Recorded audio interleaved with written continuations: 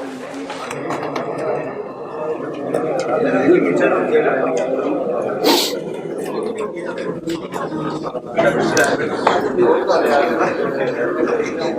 आज के लेक्चर का आगाज करते हैं।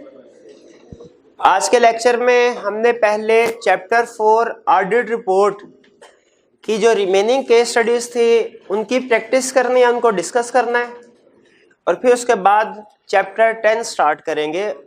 उसमें लर्निंग ऑब्जेक्टिव 1 कवर करेंगे आज हम इंशाल्लाह। तो सबसे पहले चैप्टर 4 में रिमेनिंग केस स्टडीज, कुछ केस स्टडीज की प्रैक्टिस हमने कर ली थी, कुछ रह गई थी। तो बताइए कौन सी वाली केस स्टडी रह गई थी? 3 अपने सामने रखिए केस स्टडी। क्लास में कोई ऐसा स्टूडेंट जिसके सामने वॉल्यूम 2 का पेज 13 नहीं है? सबके सामने है। चलिए question 3। You are carrying out an audit of a company engaged in the manufacturing of pharmaceutical products. The company has 2 manufacturing plants, one of which has been temporarily closed owing to lack of demand. एक plant कह रहा है कि हमने demand कम होने की वजह से बंद कर दिया है। The management contends that depreciation should not be charged on the assets of the closed plant. वो कह रहा है जो प्लांट हमने क्लोज कर दिया उस पर डेप्रिसिएशन चार्ज नहीं होनी चाहिए क्योंकि उसको यूज ही नहीं कर रहे। Impact of not charging depreciation is material to the financial statements. Effect material है। What should auditor do in this situation? इस सिचुएशन में ऑडिटर को क्या करना चाहिए? अच्छा, सबसे पहले तो रिक्वायरमेंट को समझिए। उसने ये नहीं कहा कि मुझे इम्पैक्ट ऑन रिपोर्ट बताओ, उसने कहा क्या? What should auditor do in this situation? दोनों में फर्क क्या है? हाँ, इसमें हमने कोर्स ऑफ एक्शन भी बताना है। अगर वो कहता है इम्पैक्ट ऑन रिपोर्ट बताओ, सिर्फ इम्प्लीकेशन ऑन रिपोर्ट बताओ, तो फिर हम उसे ऑडिटर का कोर्स ऑफ एक्शन ना बताते, बल्कि सिर्फ और सिर्फ इफेक्ट ऑन रिपोर्ट बताते हैं कि ओपिनियन किस किस्म का होगा, एमसीक्यू मैटर, अदर मैटर या अदर मॉडिफिकेशन आनी है, उसके बारे में बताते हैं। यहाँ पे हमें ऑडिटर का कोर्स ऑफ एक्शन भी बताना होगा स्टेप बाय स्टेप कि उसने क्या करना, जो कि हमने चैप्टर 4 में पढ़ा हुआ है कि अगर मिस स्टेटमेंट हो तो ऑडिटर का कोर्स ऑफ एक्शन क्या होगा, स्कोप लिमिटेशन हो तो कोर्स ऑफ एक्शन क्या होगा। पहले ये बताइए ये मिस स्टेटमेंट है कि नहीं, क्योंकि हमें अकाउंटिंग स्टैंडर्ड ये कहते हैं कि जब एसेट अवेलेबल फॉर यूज हो तब से डेप्रिसिएशन शुरू कर दो। एक्चुअली यूज है, हो रहा है कि नहीं हो रहा, इससे गर्ज नहीं, तो हमें इसमें डेप्रिसिएशन रिकॉर्ड करनी चाहिए। मिस स्टेटमेंट है। What should auditor do? Impact on report नहीं पहले बताना, पहले ऑडिटर देखे क्या भागदौड़ करेगा। ऑडिटर मैनेजमेंट को कम्युनिकेट करेगा, रिक्वेस्ट करेगा कि करेक्ट कर ले। अगर मैनेजमेंट नहीं करती तो 2 चाबी गवर्नर्स को कम्युनिकेट करेगा। उसके बाद फिर हम आगे आएंगे इंपैक्ट ऑन रिपोर्ट के ऊपर कि मिस स्टेटमेंट है, इफेक्ट मटेरियल है, क्वालिफाइड ओपिनियन एक्सप्रेस किया जाए। क्लियर? कोई इश्यू तो नहीं है। यहां पे सिर्फ एक चीज एडिशनल आपके साथ शेयर कर रहा हूं। आपने डेप्रिसिएशन के कितने मेथड पढ़े हैं? एक 5 काफी सारे हैं, लेकिन जो फेमस है वो तो 2 है, रिड्यूसिंग बैलेंस और स्ट्रेट लाइन बैलेंस, और इसके अलावा एक आउटपुट मेथड भी है। यहां पे बताइए क्या उसने डेप्रिसिएशन मेथड हमें बताया कौन सा यूज हो रहा है? अगर तो ये रिड्यूसिंग बैलेंस या स्ट्रेट लाइन है, इसका मतलब है कंफर्म है मिस स्टेटमेंट है। लेकिन बताइए अगर ये आउटपुट मेथड यूज कर रही है कंपनी, क्या फिर मिस स्टेटमेंट है? फिर मिस स्टेटमेंट नहीं है, क्योंकि आउटपुट मेथड में डेप्रिसिएशन तभी रिकॉर्ड की जाएगी जब आउटपुट होगी, और जितनी आउटपुट है उस लिहाज से रिकॉर्ड की जाएगी। तो इसलिए इस क्वेश्चन में अगर आप चाहें तो आंसर 2 हिस्सों में लेके जा सकते हैं। एक तो ये कि अगर straight line reducing balance method है तो क्या होगा, और दूसरा अगर आउटपुट मेथड है कंपनी का तो फिर ऑडिटर का कोर्स ऑफ एक्शन क्या होगा। आउटपुट मेथड में जाहिर है मिस स्टेटमेंट नहीं होगी, ऑडिटर अनमोडिफाइड ओपिनियन देगा, ठीक है, वरना नहीं तो जो मोस्ट प्रोबेबल। आपको पता है हमारा ऑडिट में रूल क्या है कि अगर कोई इंफॉर्मेशन जरूरी है और क्वेश्चन में उसने नहीं दी, हम ऑल पॉसिबल सिचुएशंस को कवर करते हैं, लेकिन अगर टाइम कम हो तो मोस्ट प्रोबेबल सिचुएशन को कवर करना। तो या तो आप दोनों सिचुएशन कवर कर दें या मोस्ट प्रोबेबल वाली, कौन सी वाली, स्ट्रेट लाइन और रिड्यूसिंग, ज्यादातर यही मेथड होता है ना, इसको कवर करता है। क्वेश्चन 3 क्लियर हो गया? कोई प्रॉब्लम तो नहीं? गोइंग कंसर्न इधर किधर, इसमें क्वेश्चन में किस इंफॉर्मेशन से आपको लग रहा है गोइंग कंसर्न की इंडिकेशन है? प्लांट क्लोज किया है, कह रहा है टेम्परेरीली, आरजी तौर पे होता है। कुछ इंडस्ट्रीज ऐसी होती है 6 महीने चलती है 6 महीने बंद, तो कह रहा है आरजी तौर पे क्लोज किया है। इसमें वो ये थोड़ी कह रहा है परमानेंटली क्लोज। हमारा एक ही प्लांट था और वो भी हमने क्लोज कर दिया, वो भी डिस्ट्रॉय हो गया। इस तरह का इशू होता तो फिर हम गोइंग कंसर्न के बारे में सोचते। भाई हमारी 2 प्रोडक्ट थी जिससे 70% रेवेन्यू आ रहा था, वो फ्लॉप हो गई, गोइंग कंसर्न सोचेंगे। लेकिन अगर रूटीन में वो कहता है कि एक प्रोडक्ट है, बहुत सी प्रोडक्ट्स है, उनमें से एक प्रोडक्ट एनआरवी पे आ रही है, तो इससे गोइंग कंसर्न इशू नहीं है। ठीक है, इस क्वेश्चन में कोई गोइंग कंसर्न का इशू नहीं है। कह रहे हैं आरजी तौर पे बंद हुआ, इसका मतलब है फ्यूचर में फिर खुल जाएगा प्लांट, प्रोडक्शन स्टार्ट हो जाएगी। 3 के बाद कौन सा क्वेश्चन है next? Question 4, can an auditor modify his report if the accounts do not contain certain disclosures required by law? क्या अगर डिस्क्लोजर रिक्वायर्ड बाय लॉ है अकाउंट्स में नहीं, फाइनेंशियल स्टेटमेंट्स में नहीं है, तो वो मिस स्टेटमेंट होती है, ऑडिटर अपना ओपिनियन मॉडिफाई कर सकता है, पता है ना? जरा मुझे ये भैया आपको जो पीछे दिखा, हाँ जी आप, हाँ जी, मुझे सिर्फ कंसेप्ट तो क्लियर हो गया, मुझे कुछ डिस्क्लोजर बता दीजिए कौन से हैं जो फाइनेंशियल स्टेटमेंट्स में इंक्लूड होने चाहिए। एग्जाम्पल दिख, काउंटिंग पॉलिसीज, शाबाश, और related party disclosures, subsequent event, non adjusting है तो जरूर डिस्क्लोज होने चाहिए। ठीक है, नहीं डिस्क्लोज होंगे तो miss. Earning per share disclose होनी चाहिए कि नहीं? अर्निंग पर, इसका मतलब लिस्ट ऑफ मिस स्टेटमेंट नहीं पढ़ी आपने। अर्निंग पर शेयर डिस्क्लोज होना जरूरी है कि नहीं? डिपेंड करता है टाइप ऑफ कंपनी पे। अगर लिस्टेड कंपनी है तो रिक्वायर्ड है, प्राइवेट कंपनी है तो जरूरी नहीं है। कहने लगा प्राइवेट कंपनी पिछले 4 साल अर्निंग पर शेयर डिस्क्लोज करती रही है, इस साल डिस्क्लोज नहीं किया, मिस स्टेटमेंट है कि नहीं? नहीं भैया, प्राइवेट कंपनी उसके लिए जरूरी नहीं है। ठीक, क्वेश्चन 4 क्लियर हो गया। इसके बाद next question, question 5। Question 5 cross कर दिए, क्वेश्चन 5 नहीं अटेम्प्ट करना हमने, क्वेश्चन 5 को क्रॉस कर दीजिए। नेक्स्ट कौन सा question? 8, What types of audit opinion should be expressed in the following circumstances? जी मेरे भाई, वो कॉर्नर वाले भाई मुझे बताएंगे कि जब वो कह रहे हैं what type of audit opinion, क्या मुझे सिर्फ इतना बताना चाहिए अनमोडिफाइड ओपिनियन, मॉडिफाइड ओपिनियन के साथ में बताना चाहिए, अनमोडिफाइड के साथ मॉडिफाइड के बजाय क्वालिफाइड, एडवर्स या डिस्क्लेमर ये बताना चाहिए? ये क्वालिफाइड, एडवर्स, मॉडिफाइड का लफ्ज तो एग्जाम में यूज नहीं करना चाहिए ना। बिल्कुल ठीक है। अच्छा, अगला क्वेश्चन मेरा रिक्वायरमेंट में कह रहा है टाइप ऑफ ऑडिट ओपिनियन बताओ, केस स्टडी है, टाइप ऑफ ऑडिट। अगर ओपिनियन तो अनमोडिफाइड है लेकिन एम्फसिस ऑफ मैटर आ रहा है या अदर मैटर आ रहा है या material uncertainty related to going concern आ रही है या की ऑडिट मैटर आ रहा है या additional opinion required by law जो है वो 4 ओपिनियन, उनमें से कोई मॉडिफिकेशन आ रही है, क्या मुझे उसका भी जिक्र करना चाहिए कि सिर्फ टाइप ऑफ ओपिनियन बता के क्वेश्चन खत्म कर दूं? उसको भी डिस्कस, आपको बताया था ना केस स्टडी में इंपैक्ट ऑन ओपिनियन और इंपैक्ट ऑन रिपोर्ट एक ही चीज होती है, हमने पूरी रिपोर्ट पे इंपैक्ट बताना होता है। टेक्निकली चाहे ओपिनियन और रिपोर्ट में फर्क है, लेकिन case study point of view से हम दोनों को एक ही कंसीडर करते हैं और रिपोर्ट में जहां कहीं इफेक्ट आ रहा हो वो बताते हैं।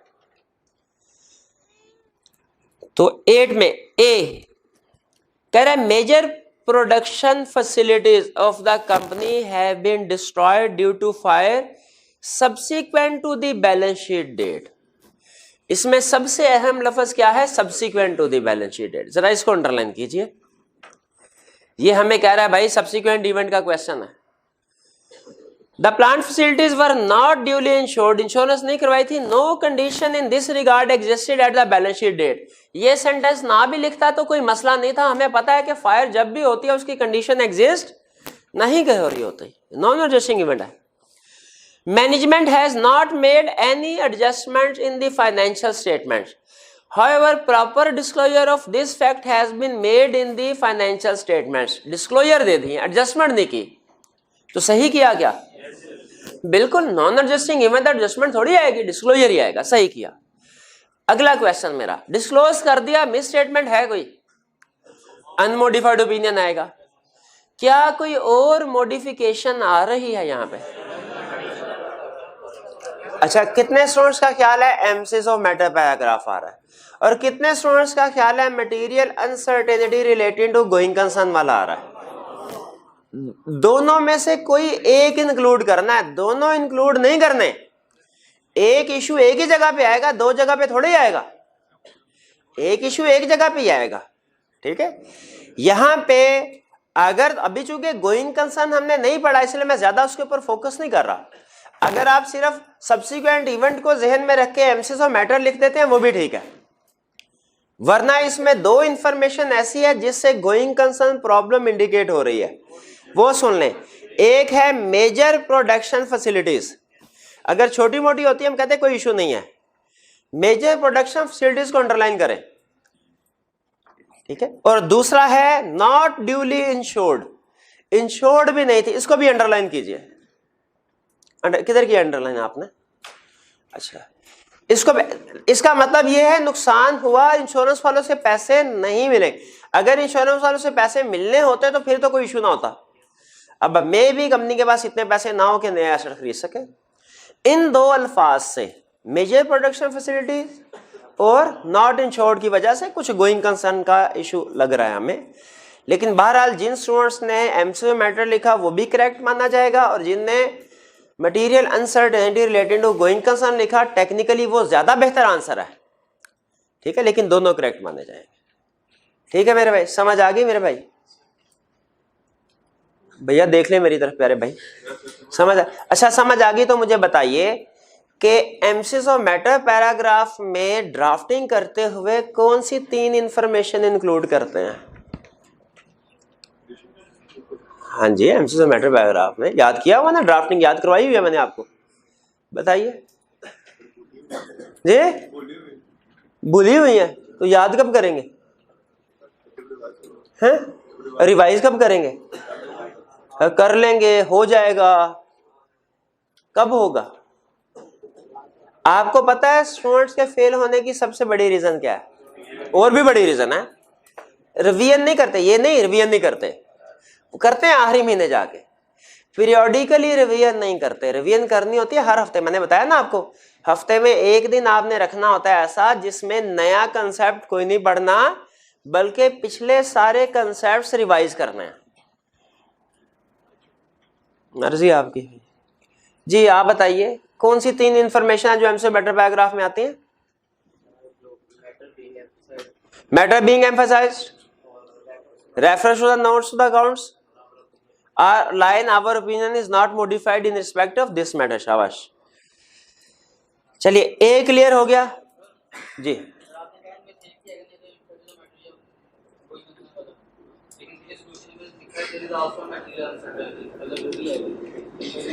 नहीं, मैं अभी यही अर्ज कर रहा हूं, दोनों में से कोई एक बता, वो बता रहे हैं आपको, क्योंकि सोल्यूशन बनाते हुए हमने अंडरस्टैंडिंग ऑफ स्टूडेंट को सामने रख के उसको सोल्यूशन को कॉम्प्रिहेंसिव करने की कोशिश करते हैं बाज़ औक़ात खुद। उसका मतलब ये नहीं है कि दोनों आ जाएंगे, जो उसने लिखा हुआ है ना वो शायद इंग्लिश मेरी लिखने में मसला है या आपके समझने में मसला है, लेकिन वो ये नहीं लिखा हुआ कि एमसीक्यू मैटर भी आएगा और गोइंग कंसर्न अनसर्टेनिटी भी आएगा, ये नहीं, एंड नहीं लिखा हुआ। और है यहाँ तो एमसीक्यू मैटर आएगा या गोइंग कंसर्न अनसर्टेनिटी।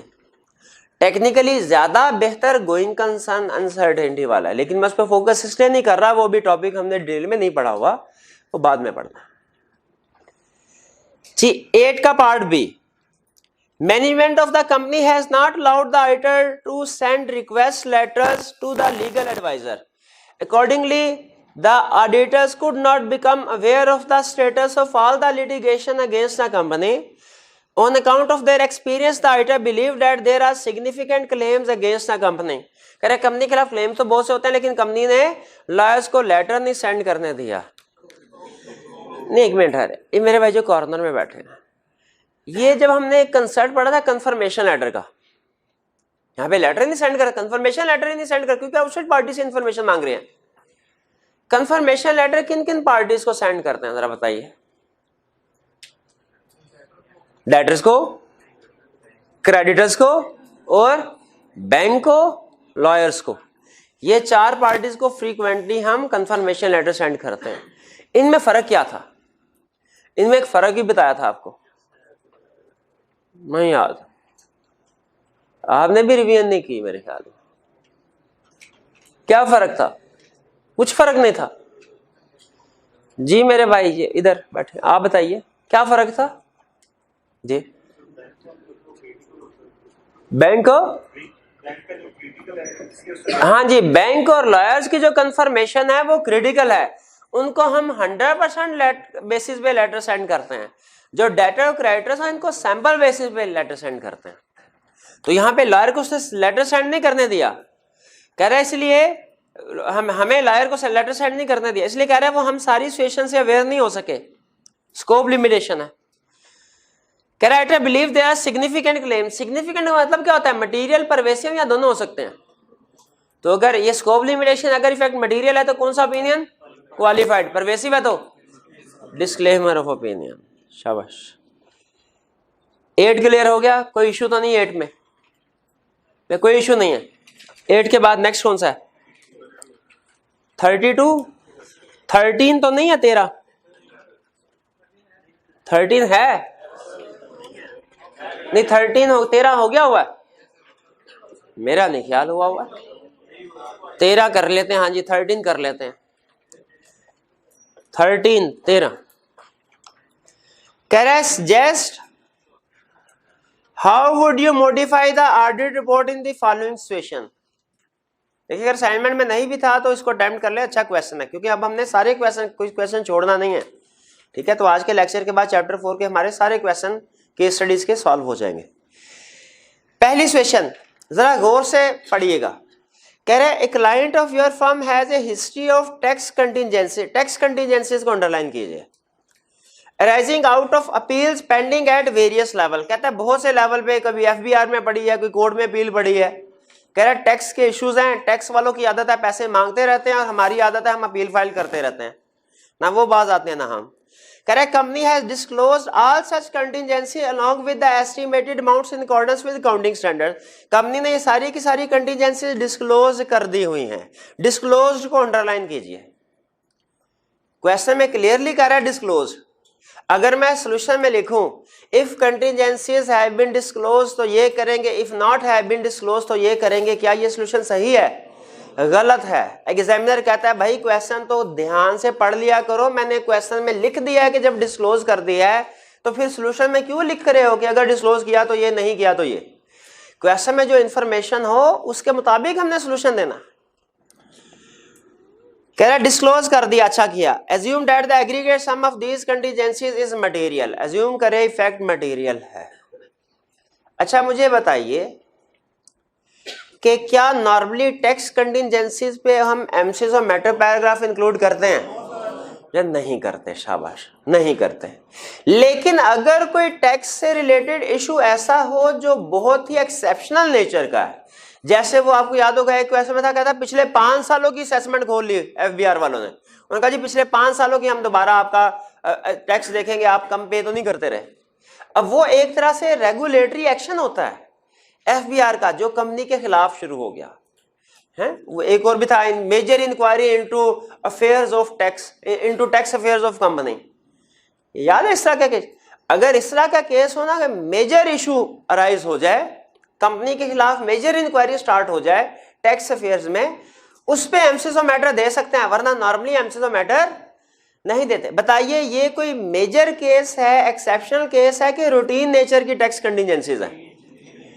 इन पे एमसीज ऑफ मैटर आएगा क्या? नहीं आएगा, नहीं आएगा। तो एमसीज ऑफ मैटर नहीं आएगा इस केस में। लेकिन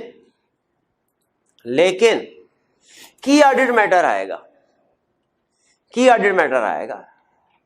अब की ऑडिट मैटर क्या है ये आपको कंसेप्ट थोड़ा सा बताया हुआ है ना, डिटेल में नहीं बताया लेकिन थोड़ा सा कंसेप्ट बताया कि ये वो चीजें होती हैं जो बहुत ही सिग्निफिकेंट होती हैं और हम डायरेक्टर्स को कम्युनिकेट करते हैं।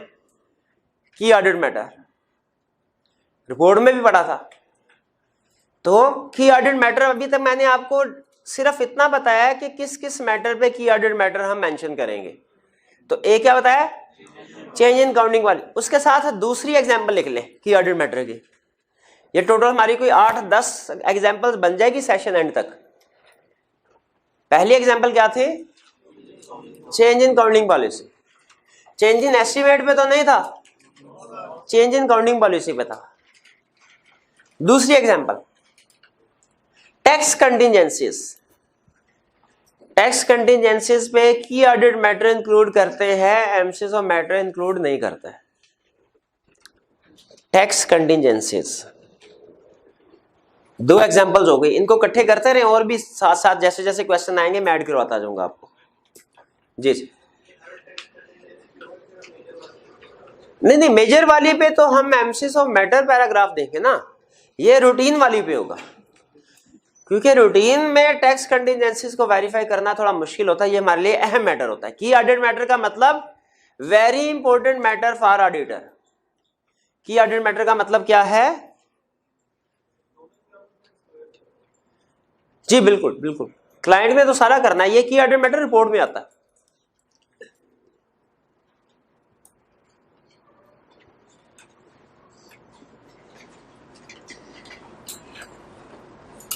जी तो क्लियर हो गया, ये हमारा 13 के पार्ट 1 में एमसीज ऑफ मैटर नहीं आएगा। क्यों नहीं आएगा बता दिया, की ऑडिट मैटर आएगा ये भी बता दिया। ठीक है, तो दो एग्जांपल्स हमारी हो गई, एक चेंज इन काउंटिंग पॉलिसी की, टैक्स कंटिजेंसीज की।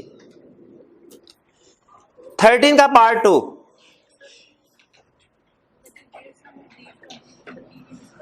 Aggregate sum of this contingencies material, कह रहे हैं इसका इफेक्ट मटेरियल लेना, परवेसिव ना लेना या इमटेरियल ना लेना, खुद से बता दिया ना। ठीक है, तो वो हमें असल में मिस स्टेटमेंट की तरफ लेके जाना चाह रहा है, हालांकि यहाँ पे मटेरियल और परवेसिव रेलिवेंट ही नहीं है, रेलिवेंट ही नहीं है। वो तो उस वक्त रेलिवेंट होता है जब मिस स्टेटमेंट स्कोप लिमिटेशन हो। ठीक है, लेकिन हमें कंफ्यूज करना चाह रहा था कि हम फौरन मिस स्टेटमेंट की तरफ चले जाएं, स्कोप लिमिटेशन की तरफ चले जाएं। Second, you are appointed as the auditor of a company after the year end, that is June 30th, 2005. Hence, you have not been able to physically observe the counting of inventories at the year end. आप inventory count नहीं कर सके year end में, year end के बाद appoint हुए। Further, alternative audit procedure could not be performed due to nature of company's record. Alternative procedure भी आप परफॉर्म नहीं कर सके। इफेक्ट बताया उसने कोई? मटेरियल है तो, परवेसिव है तो, एडवर्स कह रहा है भाई। अच्छा डिस्क्लेमर का है, मुझे एडवर्स की सॉरी। अच्छा बताइए क्या रिपोर्ट पे क्वेश्चन खत्म हो गया? क्यों खत्म क्यों नहीं हुआ? Emphasis of other matter paragraph, ये कौन सा पैराग्राफ होता है? Emphasis of other matter paragraph, MCs of matter paragraph आएगा। एक मिनट है और कोई नहीं बोलेगा मेरे भैया, एमसीज ऑफ मैटर पैराग्राफ क्यों आएगा? हाँ जी हाँ अदर मैटर पैराग्राफ आएगा, एमसीज ऑफ मैटर नहीं आएगा, अदर मैटर। इसमें किस लफ्ज से हमें लगा कि पिछले साल का ऑडिट किसी और ने किया है? पॉइंटेड के लफ्ज से। ठीक है, वरना अगर पिछले साल का ऑडिट हमने किया होता तो वो रीपॉइंटेड कहता। तो यहाँ पे अदर मैटर पैराग्राफ आएगा। क्या अदर मैटर पैराग्राफ की मैंने ड्राफ्टिंग की एग्जांपल आपको सिखाई है? बाकी सिखाई है, फिर से सोच रहे हैं, क्योंकि नॉर्मली आप लोगों को आदत है मुकर जाने की, और मेरा ख्याल आप भूल गए कि आपने मुकरना होता है। बताइए क्या मैंने एमसीओ मैटर अदर मैटर की ड्राफ्टिंग की एग्जांपल सिखाई है आपको कोई? है ये भैया चैप्टर 4 है आपके पास, चैप्टर 4 वॉल्यूम 1 में जाके देखें, वहां पे एमसीओ मैटर अदर मैटर की एग्जांपल है कि नहीं है? तो बताइए अदर मैटर पैराग्राफ में जब पिछले साल का ऑडिट किसी और ने किया हो, हमने क्या इंफॉर्मेशन इंक्लूड करनी होती है? क्या इंफॉर्मेशन? हाँ ऐसे नहीं आप बताते होते हैं, बताइए क्या इंफॉर्मेशन? क्लास हाथ उठाना है, क्या इंफॉर्मेशन? जी अब 4-5 आ गए, अब जाग पड़े हैं जी। ये बताना होता है कि पिछले साल का ऑडिट किसी और ने किया है, शाबाश। जो उसने टाइप ऑफ ओपिनियन दिया वो बताना होता है, अनमोडिफाइड के मॉडिफाइड, और डेट ऑफ ओपिनियन बताने होते हैं। ले लीजिए, हाँ अगर ओपिनियन मॉडिफाइड हो तो रीजन भी बतानी होती है मॉडिफिकेशन की, ये एक एडिशनल बात। बहरहाल शाबाश, हाँ बता दिया, तीन भी बता दिया काफी है, क्योंकि जो मैंने आपको एग्जांपल दिखाए वो अनमोडिफाइड की थे। शाबाश। चले बाकी दूसरे क्वेश्चन के लिए रख लेते हैं, आगे चलते हैं जी। ये क्वेश्चन 13 क्लियर हो गया जी मेरे भाई?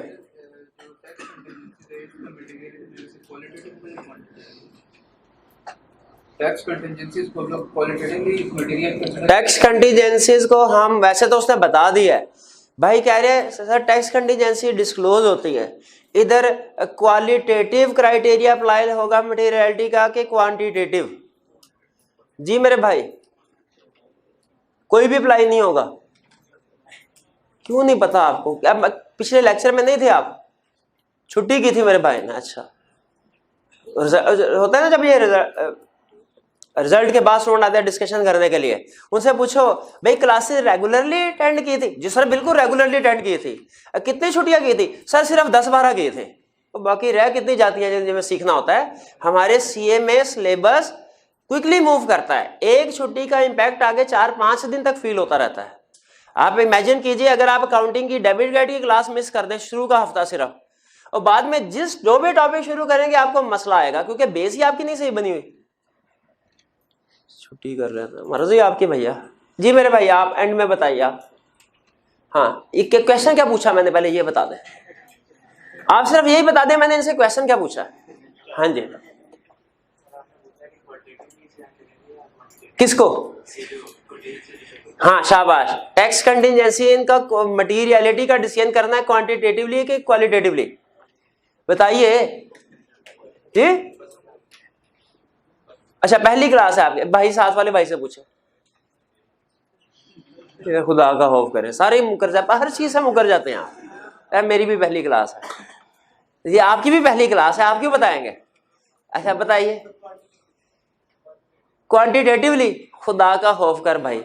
और टैक्स कंटीजेंसी का डिस्क्लोजर आता है वो एबीसी में होता है, और क्वांटिटेटिवली क्राइटेरिया होता है मटेरियलिटी, वो अमाउंट्स में कैलकुलेट करते हैं। वो नंबर को एबीसी के साथ कैसे आप मिक्स करते हैं मेरे भाई? भाई आज किसी डेंटिस्ट के पास जाओ वो आपके दांतों की अलाइनमेंट करे, आपके अल्फाज अड़ जाया करते हैं, नहीं ऐसे मुनासिब नहीं है। क्वालिटेटिव, ठीक है क्वालिटेटिवली। अब मैं एक क्वेश्चन आपसे पूछूं, एक तो क्वालिटेटिव क्राइटेरिया मटेरियलिटी का अप्लाई करते हैं डिस्क्लोजर्स पे, दो और एग्जांपल दे दीजिए जिन केसेस में क्वालिटेटिव क्राइटेरिया अप्लाई करते हैं मटेरियलिटी का।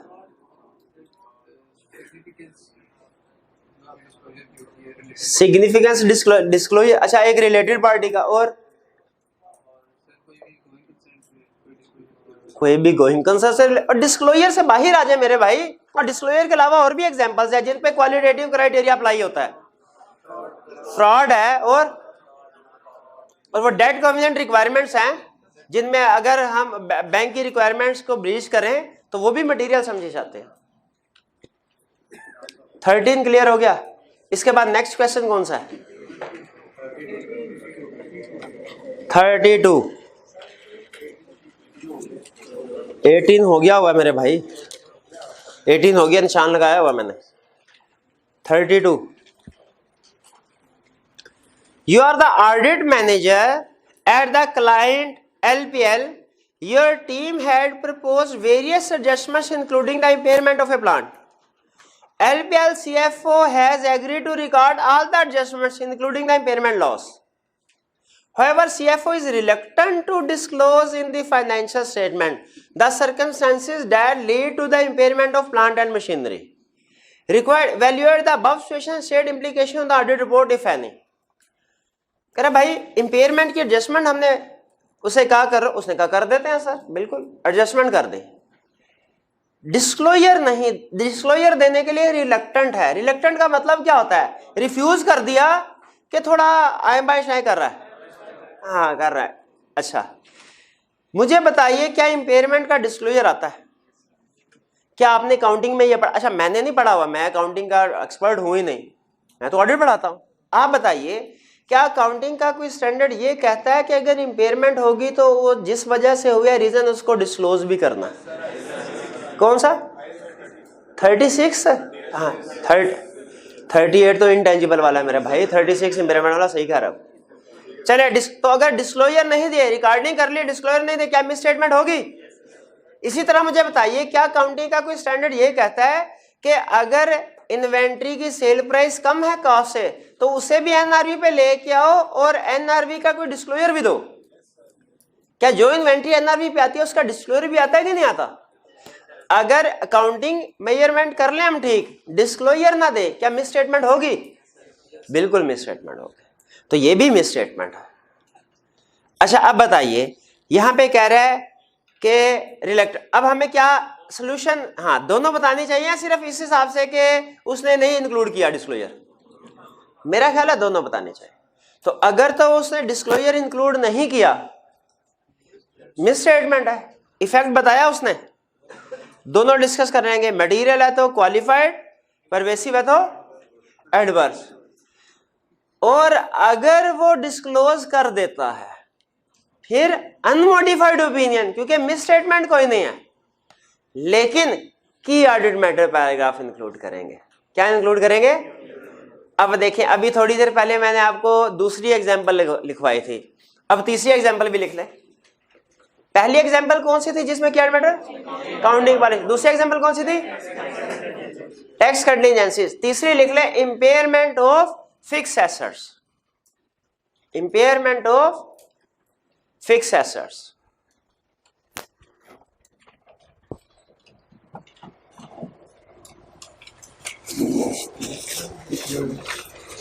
जी क्लियर हो गया 32 का सॉल्यूशन जी।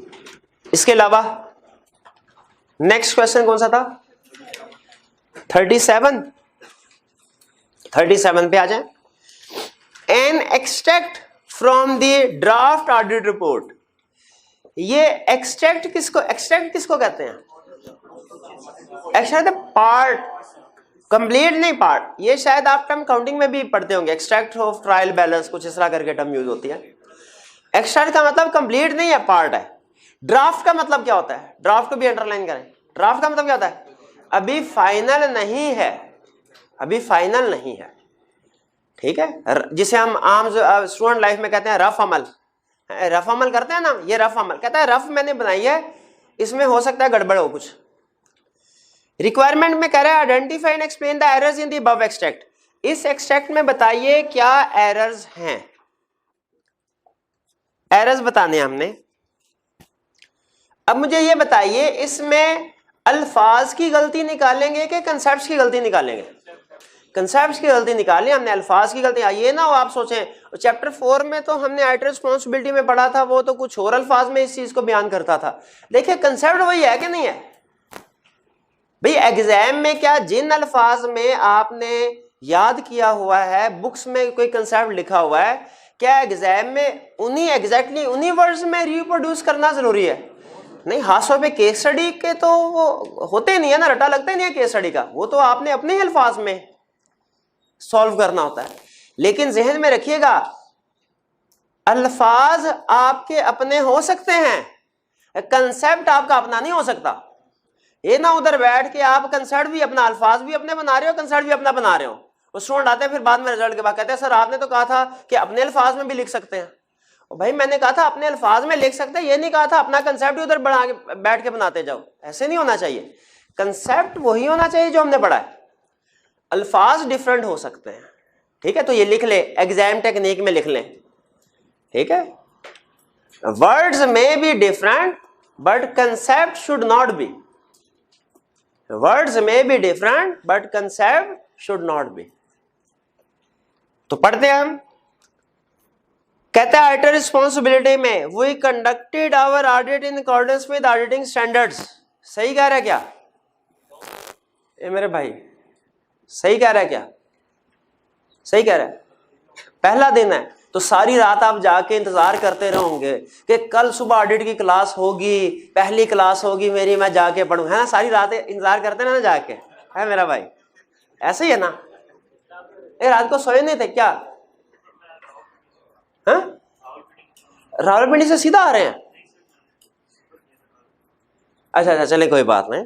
तो मुझे बताइए क्या ऑडिटिंग स्टैंडर्ड हम ऑडिटिंग स्टैंडर्ड के मुताबिक करते हैं कि auditing standard as applicable in Pakistan? As applicable, तो as applicable in Pakistan is omitted. पहली गलती से एग्री करते हैं कि नहीं? आगे चलें।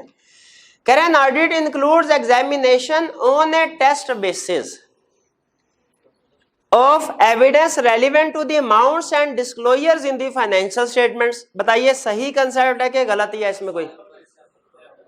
भाई टेस्ट बेसिस सैंपल बेसिस एक ही चीज होती है, ये लिख लो। हाँ जी, टेस्ट बेसिस सैंपल बेसिस एक ही चीज है।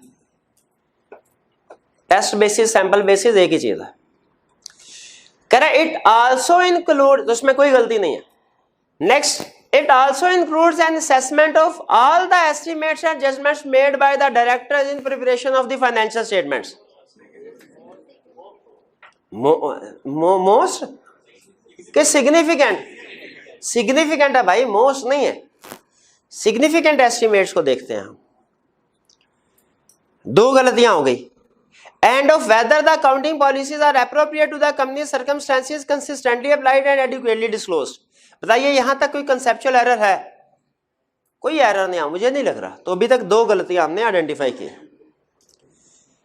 नेक्स्ट कह रहा है we planned and performed our audit so as to obtain as much information and explanation as possible given the time available for the audit. कहते हैं हमने ऐसे ऑडिट प्लान किया कि जितना टाइम है उस हिसाब से ज्यादा इंफॉर्मेशन ऑब्टेन कर ले। भाई हम टाइम के लिहाज से नहीं, ऑडिट के लिहाज से सारी नेसेसरी इंफॉर्मेशन ऑब्टेन करते हैं। हमने तो ये पढ़ा था ना, to obtain necessary information for the purpose of our audit.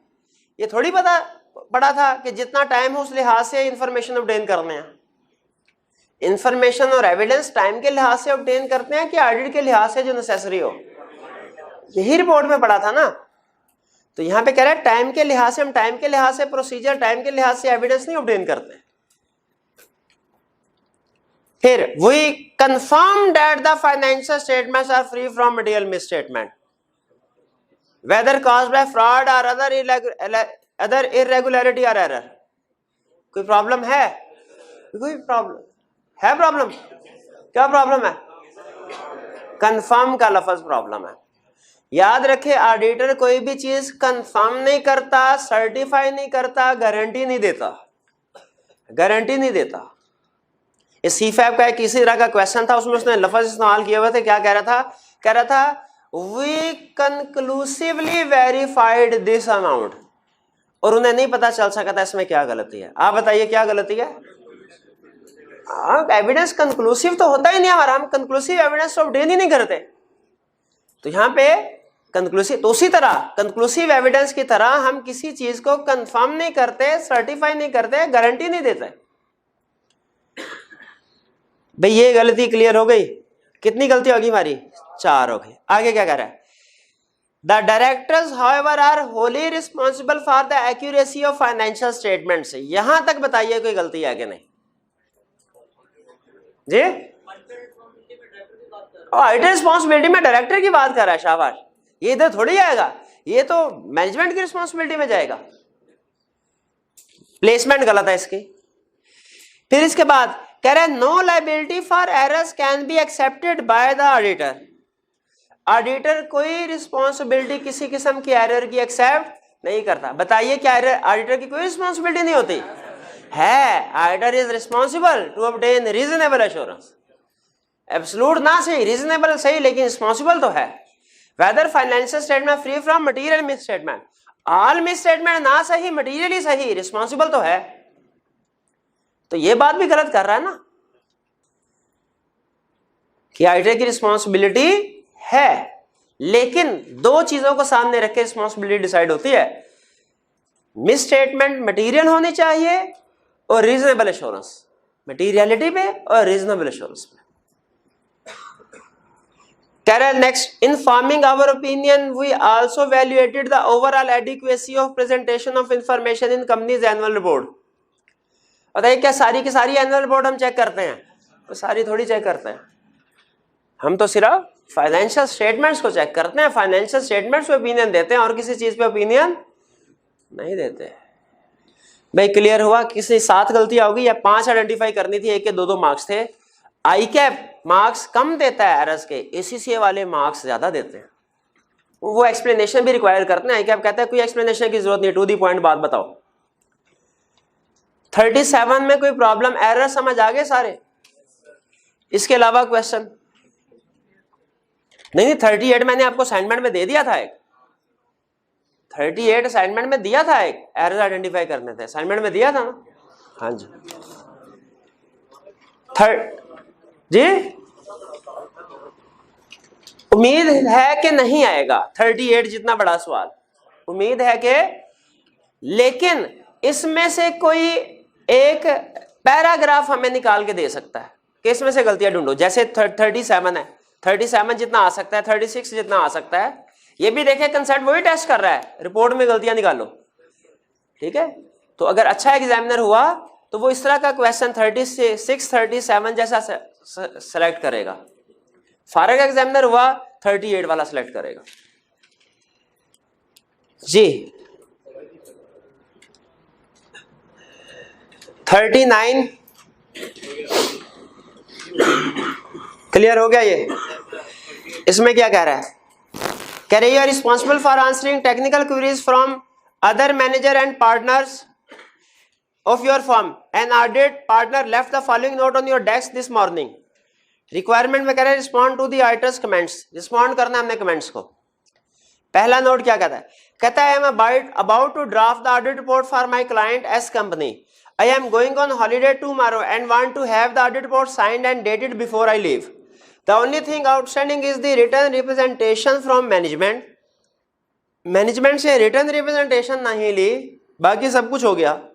I have verbally confirmed the content with the finance director who agreed to send the representations to the audit manager within the next few days.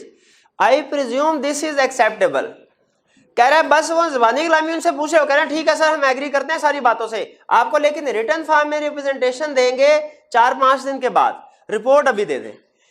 क्या written representation लिए बगैर report sign कर सकते हैं?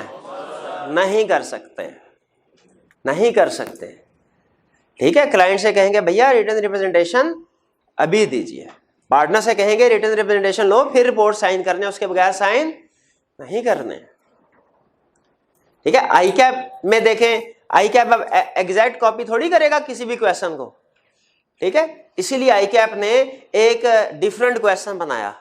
उसने कहा कि engagement partner नहीं बल्कि क्लाइंट का सीईओ सैर करने के लिए जा रहा है, और वो कह रहा है सर आप ऐसा कीजिए रिपोर्ट मुझे अभी दे दीजिए, आपको रिप्रेजेंटेशन लेटर मैं वापस आके दूंगा। क्वेश्चन डिफरेंट, कंसेप्ट वही है, क्वेश्चन डिफरेंट हो गया। मुझे ये बताइए क्या क्लाइंट की रिक्वेस्ट को एक्सेप्ट कर सकते हैं? नहीं कर सकते। इसमें सजेशन क्या हम क्लाइंट को देंगे? हम कहेंगे भैया 3 सजेशन हैं आपके लिए, सीईओ को कहेंगे। पहली सजेशन ये है भाई फैसला कर लीजिए आपके लिए क्या चीज अहम है, ऑडिट रिपोर्ट की अपनी छुट्टियां। तो पहली ऑप्शन तो ये कि छुट्टियां जरा अगले हफ्ते कर लीजिएगा, पहले ऑडिट कंप्लीट करवा लें, रिप्रेजेंटेशन हमें दीजिए, फिर हम आपको रिपोर्ट साइन कर देते हैं। पहली ऑप्शन ये है रिप्रेजेंटेशन। दूसरी ऑप्शन क्या है? हम उसे कहेंगे अगर आपने रिपोर्ट अभी चाहिए तो फिर दूसरी ऑप्शन क्या होगी हमारे पास, हम आपको रिपोर्ट देने को तैयार हैं, लेकिन उसमें ओपिनियन क्या होगा? अनमोडिफाइड नहीं होगा, बल्कि कौन सा ओपिनियन होगा? स्कोप लिमिटेड, क्योंकि रिप्रेजेंटेशन लेटर ना मिलना स्कोप लिमिटेशन है, उसमें मॉडिफाइड ओपिनियन देंगे जो प्रोबेबली डिस्क्लेमर ऑफ ओपिनियन होगा। ये 2 ऑप्शन है बस, तीसरी ऑप्शन को नहीं, ये 2 ऑप्शन। यहां तो क्लाइंट को कहे रिप्रेजेंटेशन लेटर हमें दीजिए और अनमोडिफाइड ओपिनियन दीजिए, या डिस्क्लेमर ऑफ ओपिनियन। तीसरी ऑप्शन डिस्कस करना चाहें कर सकते हैं, उसे कहे अच्छा ठीक है छुट्टियों पे भी जाना जरूरी है, रिप्रेजेंटेशन भी अभी नहीं दे सकते, कोई बात नहीं, तो रिपोर्ट वापस आके ले लेना, रिपोर्ट वापस आके ले लेना, इतनी का टेंशन। अब आगे जो उसकी मर्जी। क्लियर हो गया पहले वाला पॉइंट? कंसेप्ट क्या सीखा हमने? रिटर्न रिप्रेजेंटेशन लिए बगैर क्लाइंट से रिपोर्ट साइन नहीं करने। Second, we are auditing S company for the first time. The prior period financial statements were audited by another firm. We are aware that the auditor's report on the prior period was qualified due to a material misstatement of trade receivables. We have obtained sufficient appropriate evidence that the matter giving rise to misstatement has been resolved. Resolved को underline कीजिए, मसला हल हो गया। अगर मसला हल ना हुआ होता तो इस साल हमें क्वालिफाइड ओपिनियन देता। मसला हल हो गया, हमने कहा ठीक है। कह रहे and I am happy to issue an unmodified opinion, हम बड़ी मुसरत के साथ ऐलान करते हैं कि हम अनमोडिफाइड ओपिनियन दे रहे हैं। But should I refer to the prior year modification in this year's audit report, लेकिन क्या पिछले साल की मॉडिफिकेशन को इस साल हमने मेंशन करना है रिपोर्ट में? जी बताइए क्या करना चाहिए? बिल्कुल अदर मैटर में। और अदर मैटर में कौन कौन सी इंफॉर्मेशन इंक्लूड करते हैं? पिछले साल का ऑडिट किसी और ने किया, टाइप ऑफ ओपिनियन क्या दिया, डेट ऑफ ओपिनियन क्या थी, और अगर ओपिनियन मॉडिफ जो कि है तो उसकी बेसिस पर। कुछ समझ आई मेरा? जी आप मुझे बता दीजिए। वो कह रहे हैं material miss statement of trade receivable है। बताइए आपके ख्याल में क्या मिस स्टेटमेंट हुई होगी ट्रेड रिसीवेबल्स में? नहीं, कोई मिस स्टेटमेंट बता दे जो ट्रेड रिसीवेबल में हो सकती है। ट्रेड रिसीवेबल उसने ओवरस्टेट कर दिए होंगे, प्रोविजन सही रिकॉर्ड नहीं की होगी, और उसकी फेवरेट एडजस्टमेंट, ये रेंट के बाद डेटर बैड हो गए, और वो कह रहा है कि ये तो अगले साल की ट्रांजैक्शन है, इस साल की थोड़ी ही है, ये तो अगले साल की ट्रांजैक्शन है। तो बताइए क्या सब्सिक्वेंट इवेंट एडजस्ट करने होते हैं कि नहीं? एडजस्ट करने होते हैं, बिल्कुल एडजस्टिंग इवेंट है और एडजस्ट करने होते हैं। आपको शायद हैरानगी हो, प्रैक्टिस में भी हमें यह प्रॉब्लम फेस करना पड़ती है।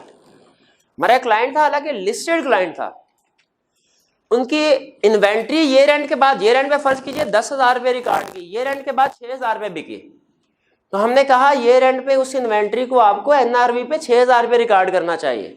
वो क्लाइंट में सीएफओ लेवल के लोग वो आर्ग्यू करना शुरू, कहते सर ये तो अगले साल की ट्रांजैक्शन है, ये इस साल थोड़ी बिकी है, इस साल में थोड़ी आने चाहिए। हमने कहा भाई अल्लाह के बंदे, हम कौन सा अगले साल की सेल कह रहे हैं, इस साल की सेल रिकॉर्ड करो, ये थोड़ी कह रहे हैं। हम तो ये कह रहे हैं इन्वेंट्री की एनआरवी जो है कॉस्ट से कम है, कंफर्म हो गई है ये। तो एनआरवी ऑफ इन्वेंट्री कंफर्म होना एडजस्टिंग इवेंट है, आईएएस 10 कहता है, इसके मुताबिक रिकॉर्ड करो। एनआरवी कहता नहीं सर ये अगले साल की ट्रांजैक्शन है, आप वो अक्रूवल मैचिंग कंसेप्ट की वायलेशन कर रहे हैं, कोई नहीं करने।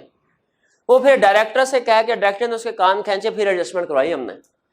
तो ये नॉर्मली इस तरह की सब्सिक्वेंट इवेंट में खास तौर पे क्लाइंट हो सकता है आपके साथ आर्ग्यू करे, तो आपको पता होना चाहिए कि ये एडजस्टिंग इवेंट।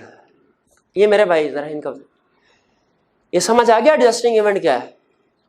नहीं वो कह रहे ये 45 का एंगल क्या है, यस कहूँगे नो, मुझे ये बता दें। भाई या तो ऐसे करें या ऐसे करें, या उससे दोनों से बेहतर है कि भाई बोल दीजिए यस या नो। जी मेरे भाई नहीं करें। जिस दिन मैंने एग्जाम्पल बताई थी उस दिन आप छुट्टी पे थे? अच्छा छुट्टी पे भी नहीं थे कि पता नहीं है? बताइए एडजस्टिंग इवेंट की एग्जाम्पल क्या बताई थी? NRV of data, NRV of inventory, bankruptcy of debtors, decision of legal case. अच्छा मुझे बताइए ये रेंट पे एस्टिमेशन केस चल रहा है, पेंडिंग है, ये रेंट गौर से सुनेगा। ये रेंट पे सिचुएशन ये है कि हमारा ख्याल है केस जीत जाएंगे, बाद में केस हार गए, एडजस्टिंग इवेंट है कि नहीं भैया? है कि नहीं? हार गए। ये रेंट पे एक्सपेक्टेशन थी जीत जाएंगे, ये रेंट के बाद हार गए, एडजस्टिंग। ये रेंट पे एक्सपेक्टेशन थी हार जाएंगे, ये रेंट के बाद जीत गए। ये बताइए एडजस्टिंग है कि नहीं? ये भाई ये भी एडजस्टिंग है।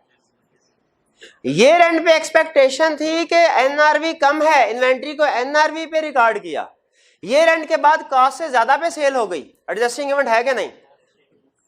तो एडजस्टिंग इवेंट बोथ वे में जा सकते हैं। एक क्वेश्चन में आई क्या आपने पूछ लिया, उसने कहा पहले रूटीन नेचर का क्वेश्चन, ये रेंट पे आपका ख्याल है डेटर गुड है, ये रेंट के बाद डेटर बैड हो गया, एडजस्टिंग इवेंट है कि नहीं?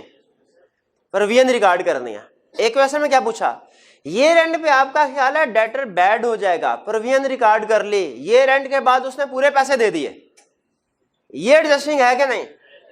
प्रोविजन रिवर्स होनी चाहिए कि नहीं होनी चाहिए? ये भी एडजस्टिंग है।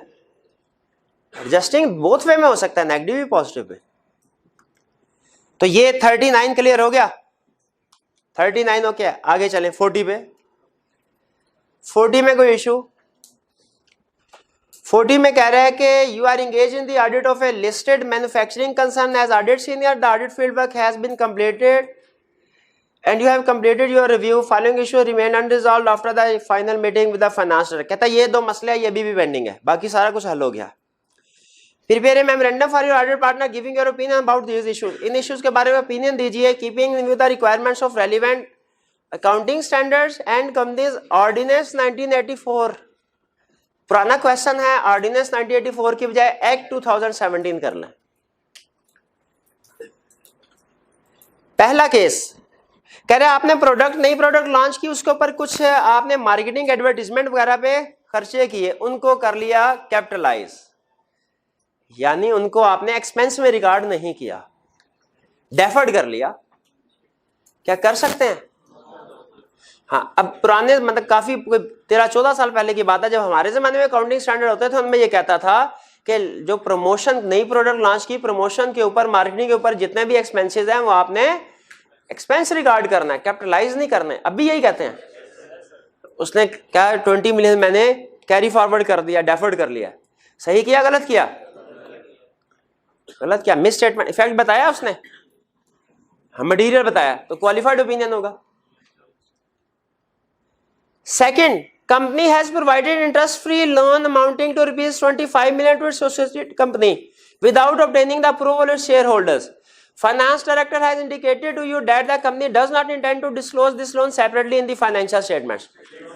अच्छा, दो इश्यूज हैं, एक कंपनीज एक्ट का है और एक हाँ स्पेशल रेजोल्यूशन वाला. कंपनीज एक्ट में लिखा हुआ है कि जब आपने एसोसिएटेड कंपनी में इन्वेस्टमेंट करनी है, लोन देना है, स्पेशल रेजोल्यूशन के जरिए करना है. एक तो वो, लेकिन हो सकता है ये वही स्टूडेंट आइडेंटिफाई कर सकेंगे जिन्होंने बिजनेस लॉ पढ़ा है. नहीं पढ़ा तो कोई इशू नहीं, कम से कम अकाउंटिंग वाला इशू तो आइडेंटिफाई कर दें कि ये रिलेटेड पार्टी ट्रांजैक्शन है, डिस्क्लोज होना चाहिए. डिस्क्लोज नहीं करेंगे तो स्टेटमेंट हो गया. चलिए 41 कह रहा है ये सिचुएशंस हैं two unrelated audit client firm की. रिक्वायरमेंट में कह रहा है कि आपने बताना है रिपोर्ट मॉडिफाई करेंगे कि नहीं, और रीजंस भी बताने हैं. ये रीजंस क्या होती है रिपोर्ट मॉडिफाई करने की? वो जो हमारी अप्रोच में पहले दो स्टेप हैं कि miss statement, scope limitation, valuate करना था ना पहले, मिस स्टेटमेंट है कि स्कोप लिमिटेशन है या अदर मॉडिफिकेशन, और फिर बताना होता है क्या इफेक्ट क्या है, वो रीजनिंग होती है. उसके बाद इफेक्ट ऑन रिपोर्ट बताते हैं. कहता है P is a pharmaceutical company specialising in the manufacture of drugs for hay fever sufferers.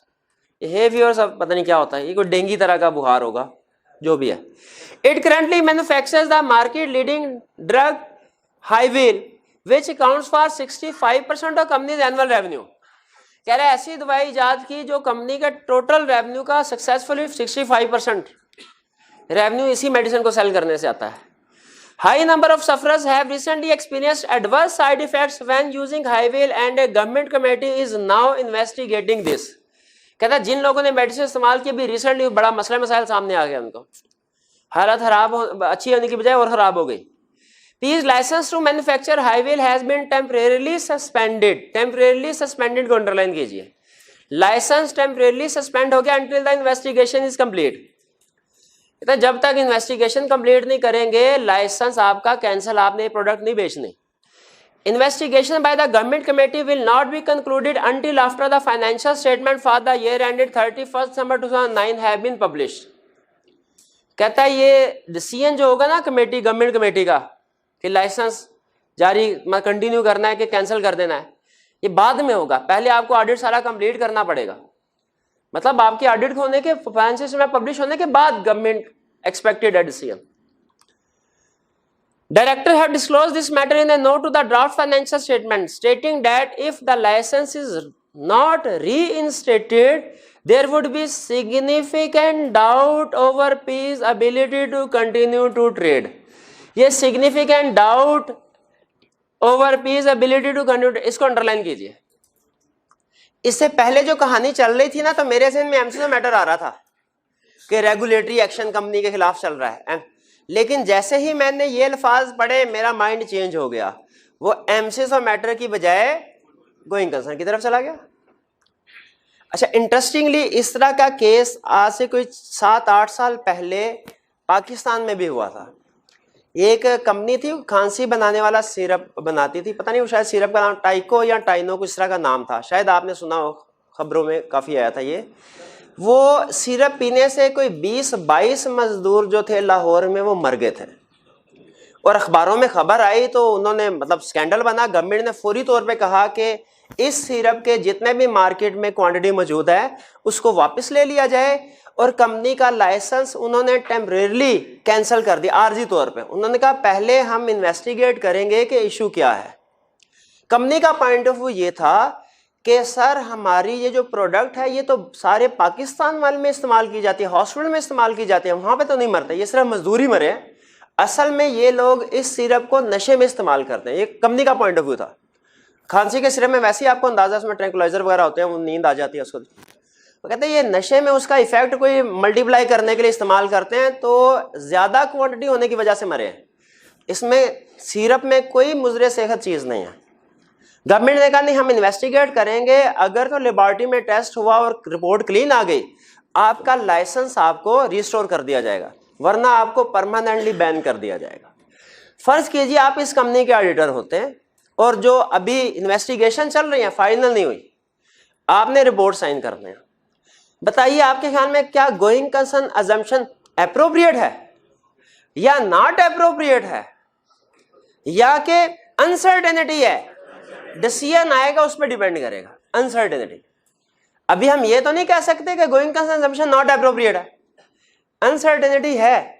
तो इसमें बताइए ऑडिटर क्या करता है? मैनेजमेंट डिस्क्लोज करती है इसको फाइनेंशियल स्टेटमेंट में, ऑडिटर एमसीस ऑफ मैटर नहीं, material uncertainty related to going concern para include करेगा। यूजर को बता देना चाहिए ना भाई, इन्वेस्टमेंट करने से पहले देख लो, ध्यान से पढ़ लो इसको, गोइंग कंसर्न इशू को। ये ना उधर तुम इन्वेस्टमेंट करो, उधर गवर्नमेंट लाइसेंस कैंसिल कर दे, फिर तुम ऑडिटर से पूछो भाई बताया क्यों नहीं। तो गोइंग कंसर्न क्लियर होगी ये बात? अच्छा, मुझे इंटरेस्टिंगली एक बात नोट कीजिए, एम्फसिस ऑफ मैटर पैराग्राफ में 3 इंफॉर्मेशन आती है, पता है आपको? वो मैटर क्लियरली बताते हैं, नोट्स अकाउंट्स का रेफरेंस, और आखिरी line our opinion is not modified in respect of this matter. Material uncertainty related to going concern में भी एग्जैक्टली यही 3 चीजें आती हैं, लेकिन हेडिंग क्या होती है? Material uncertainty relating to going concern. भाई कुछ समझ आया ये केस? इसमें सबसे अहम चीज क्या थी? Material uncertainty relating to going concern है, going concern assumption not appropriate नहीं है। अगर लाइसेंस कैंसिल हो जाता फिर हम कहते हैं going concern assumption not appropriate, अभी टेम्परेरी सस्पेंड हुआ है।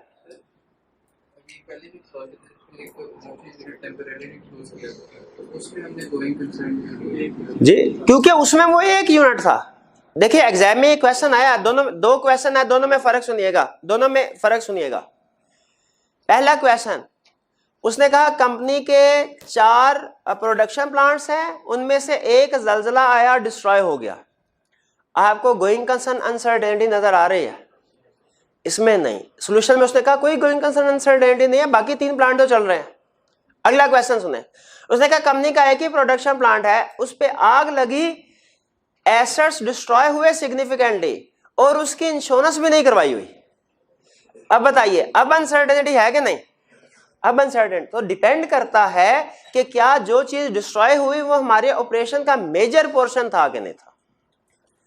Next B case, B purchased a new manufacturing plant on 1 January 2009 for 2.8 million.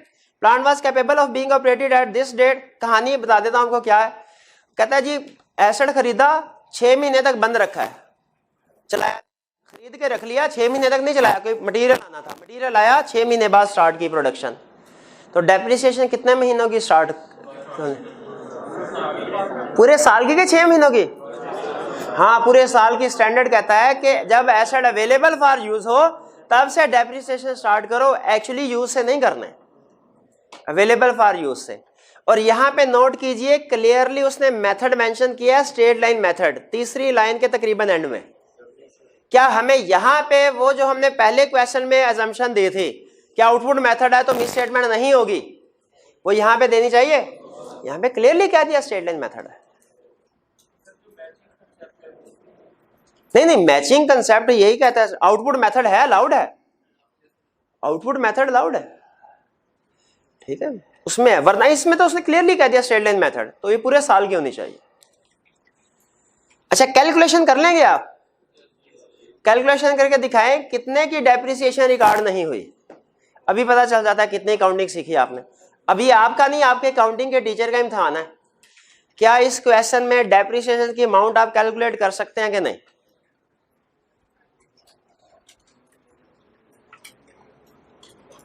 भाई कैलकुलेटर किधर है मेरे भाई का? हैं? रूम में पड़ा है, दोस्त को दिया हुआ है, दोस्त को हर चीज दे देते हैं, अपने पास रखा करें आप। कौन नहीं, अपने पास रख, मर्जी आपकी। अच्छा, क्या अमाउंट आई है? 0.14। 0.14 मिलियन कह दूं इसमें मेरी जिंदगी आसान है कि 1,40,000 कह दूं इसमें जिंदगी आसान है? ये फैसला आपने करना। कंक्लूजन क्या है? मटेरियल है कि नहीं? मटेरियल है कि नहीं? कुछ नहीं पता। चले, मटीरियलिटी लेवल क्या आया? 0.065 मिलियन। चले ठीक है, चलिए ठीक है। तो ये हमारी केस स्टडीज कंप्लीट हो गई। अब चलते हैं आज के लेक्चर की तरफ। देखिए, आपको पता है मेरी आदत है, आप दरमियान में जितने क्वेश्चन पूछते हैं मैं कभी टोकता हूं, कभी ऐसे हुआ क्वेश्चन को आंसर किए बगैर आगे चला गया हूं, ठीक है? तो फिर प्लानिंग की होती है ना। और क्या आप ये चाहते हैं कि शुरू में तो हम तसल्ली से, सुकून से, धीरे धीरे शांति के साथ पढ़े और एंड में भागम दौड़ हो जाए? कैसे चाहते हैं?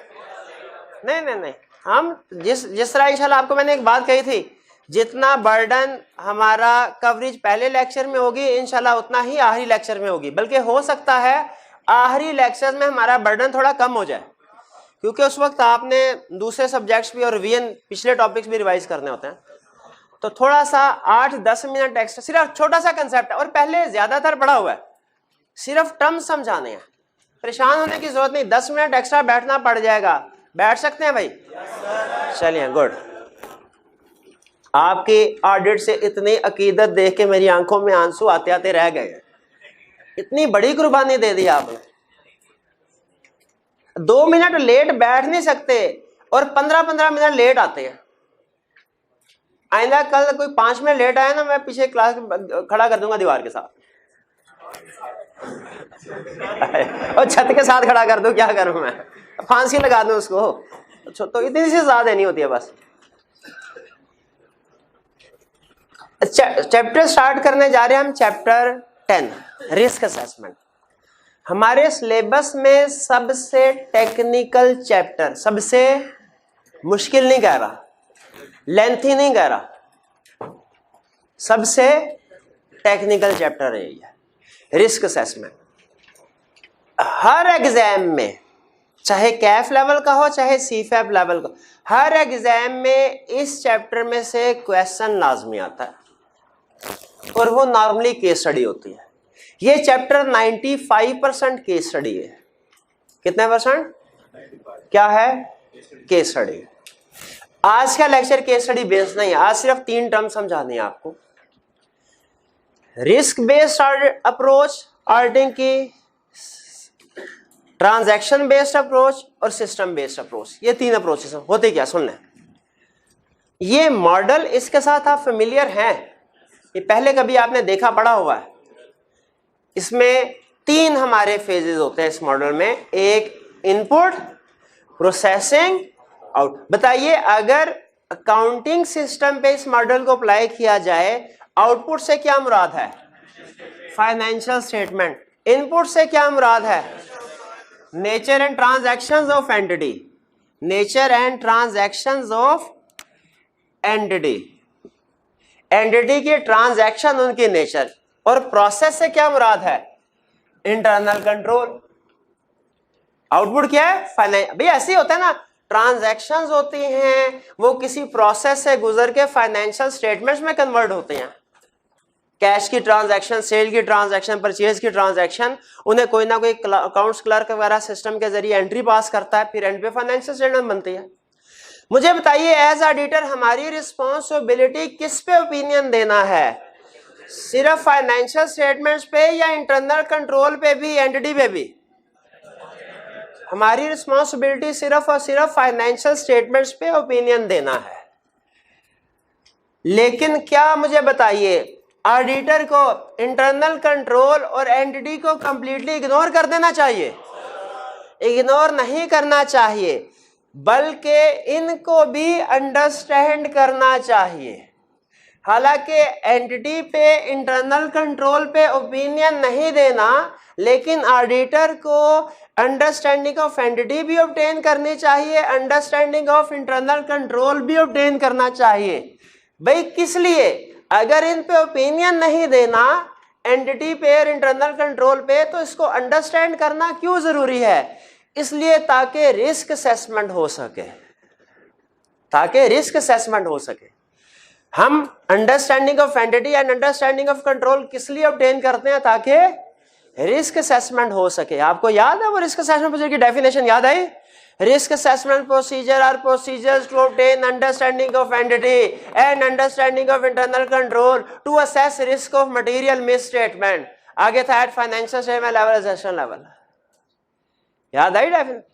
तो याद रखें हमारे ऑडिटिंग स्टैंडर्ड हमें कहते हैं आपने हमेशा रिस्क बेस्ड ऑडिट करना है, हमेशा रिस्क बेस्ड अप्रोच के मुताबिक ऑडिट करना है। हमेशा किस अप्रोच के मुताबिक ऑडिट करना है? हमने कहा रिस्क बेस्ड अप्रोच क्या होती है?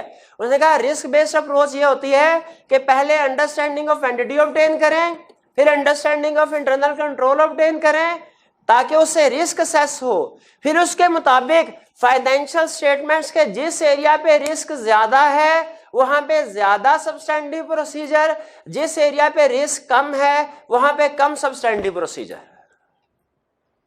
ये बात समझ आई? रिस्क बेस्ड ऑडिटिंग क्या होता है? डायरेक्ट फाइनेंशियल स्टेटमेंट्स पे जंप नहीं लगाने। रिस्क बेस्ड ऑडिटिंग क्या है? पहले रिस्क असेस करो फिर फाइनेंशियल स्टेटमेंट के ऊपर आओ। Risk based approach. खुद बताइए रिस्क असेस किए बगैर फाइनेंशियल स्टेटमेंट को वेरीफाई करना ज्यादा बेहतर अप्रोच है कि रिस्क असेसमेंट करके फिर आए इधर? ताकि फाइनेंशियल स्टेटमेंट्स के जिस एरिया पे रिस्क ज्यादा है वहां पे सब्सटेंटिव प्रोसीजर ज्यादा, और जिसमें रिस्क कम है सब्सटेंटिव प्रोसीजर कम। यहां तक बात क्लियर हुई? चलिए, तो इसका मतलब है रिस्क असेसमेंट हमने हर ऑडिट में कर दिया कि किसी किसी ऑडिट में? अच्छा, रिस्क असेसमेंट में अंडरस्टैंडिंग ऑफ एंटिटी ऑब्टेन करते हैं? रिस्क असेसमेंट में अंडरस्टैंडिंग ऑफ कंट्रोल ऑब्टेन करते हैं? अच्छा, दो कंसेप्ट है, एक है अंडरस्टैंडिंग ऑफ कंट्रोल, एक है टेस्ट ऑफ कंट्रोल। दोनों में फर्क है। एग्जांपल याद आई जो दी थी उस वक्त? भूल गए होंगे। मैंने जाके दुकानदार से पूछा सर शीशे का गिलास नाजुक है मजबूत है? उसने कहा मजबूत है। ये क्या है? Understanding of control. मैंने कहा अच्छा गिरा के चेक करता हूं। ये क्या है? Test of control.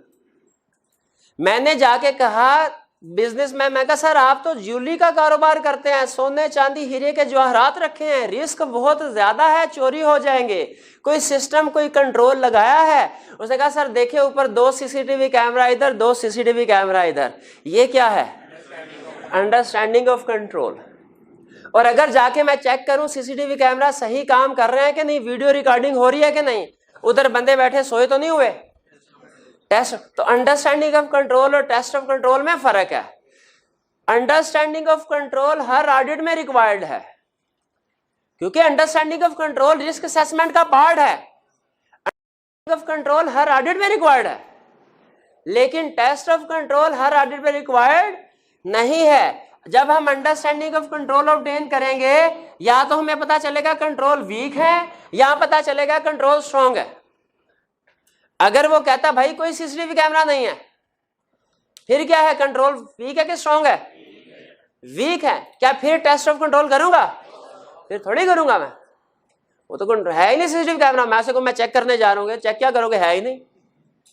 और अगर कहे हाँ सीसीटीवी कैमरा है, बताएं कंट्रोल्स क्या है? स्ट्रॉन्ग है, तो मुझे टेस्ट करना चाहिए उनको कि नहीं करना चाहिए? बिल्कुल करना चाहिए। फिर सुन लें, अंडरस्टैंडिंग ऑफ कंट्रोल और टेस्ट ऑफ कंट्रोल में फर्क है। Agreed? Understanding of control obtain करेंगे या तो पता चलेगा कंट्रोल वीक है यहाँ स्ट्रांग है, कुछ वीक होंगे कुछ स्ट्रांग होंगे। अगर कंट्रोल्स वीक हैं, सुन ले, हमने टेस्ट ऑफ कंट्रोल परफॉर्म नहीं करने, हमने टेस्ट ऑफ कंट्रोल परफॉर्म नहीं करने और सब्सटेंटिव प्रोसीजर ज्यादा करने हैं। अगर अंडरस्टैंडिंग ऑफ कंट्रोल से पता चला कंट्रोल वीक हैं, उनको टेस्ट नहीं करना, सब्सटेंटिव प्रोसीजर ज्यादा परफॉर्म करना है। इस अप्रोच को कहते हैं ट्रांजैक्शन बेस्ड अप्रोच या सब्सटेंटिव अप्रोच भी कहते हैं, क्योंकि इस पे फोकस फिर हमारा सब्सटेंटिव प्रोसीजर पे हो जाता है। और अगर अंडरस्टैंडिंग ऑफ कंट्रोल से पता चले कंट्रोल स्ट्रांग है, तो फिर क्या करना है, टेस्ट ऑफ कंट्रोल्स परफॉर्म करने हैं, टेस्ट ऑफ कंट्रोल्स परफॉर्म करने हैं और सब्सटेंटिव प्रोसीजर कम हो जाएंगे, क्योंकि कुछ एविडेंट टेस्ट ऑफ कंट्रोल से आ रहा है, कुछ सब्सटेंटिव से आ जाएगा। क्लियर हुई बात? नहीं समझ आई? फिर बताइए कंक्लूजन 2 मिनट के अंदर समरी। हमारे ऑडिट में क्या हम सिर्फ रिस्पॉन्सिबिलिटी क्या है, सिर्फ फाइनेंशियल स्टेटमेंट्स पे ओपिनियन देना है या इंटरनल कंट्रोल वगैरह पे भी? सिर्फ फाइनेंशियल स्टेटमेंट ओपिनियन देना है, तो क्या हमें एंटिटी और इंटरनल कंट्रोल को इग्नोर कर देना चाहिए? उनकी भी अंडरस्टैंडिंग ऑब्टेन करनी है। किस लिए?